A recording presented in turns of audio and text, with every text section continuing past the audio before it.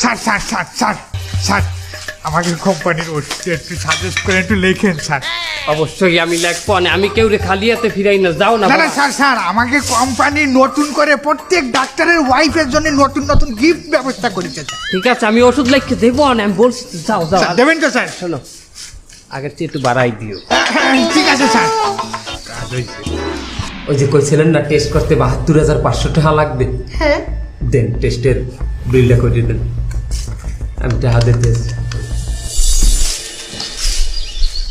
দেখি দেখি দেখি ভাইজান ভাইজান ভাইজান ভাইজান দেখি দেখি দেখি দেখি ডাক্তার কি প্রেসক্রিপশন লিখেছে, আমি একটা ছবি তুলেনি। হ্যাঁ মাইন্ড করে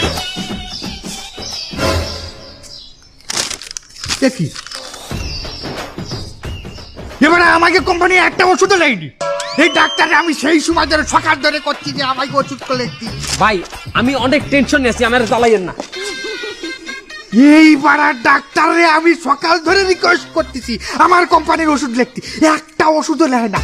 বাড়া আমি গিফট দিতে দিতে ওর চেম্বার ভরে ফেলাইছি, তারপরেও আমার ওষুধ দেয় না। লাগবে না, কোনো সময় লাগবে না। তোমরা লোক তো চেনো না, কোথায় দিতে হবে। আমরা তো দু একটা ওষুধ গুঁড়োয় দিতে পারি প্রেসক্রিপশনে। আমাকে একটা কলম, একটা পেন্সিল, একটা সিমিটও দাম না, চুইচা খাবো। কোন জামানা আসলো সুইপার ওয়ান প্রেসক্রিপশন করতেছে? এ যাবৎকালে এতদিন ধরে আমি ওরে যে যে গিফট দিছি সব গিফট আমি খুলে নিয়ে আসবো। দিয়া গিফট খুলে নিলি তো বিপদে পড়ে যাবে। সারা জিনিস দিয়ে আমি এই যে একজন আর আরেকজনের প্রেসক্রিপশন লেখা সব খুলে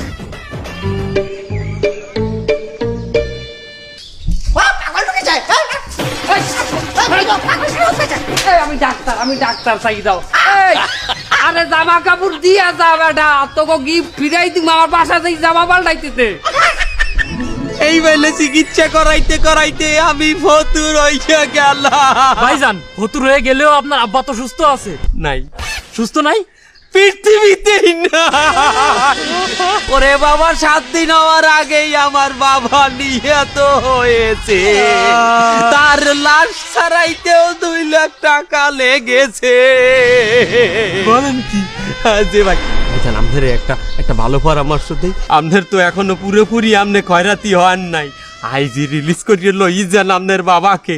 আর শোনেন, ওই যে আয়ুর্বেদিক হারবাল আছে না, একজন হারবাল চিকিৎসক দেখান।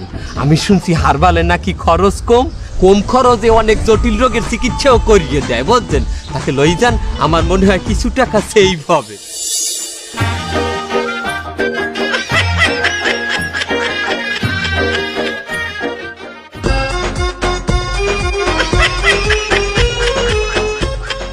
অনেক বিপদে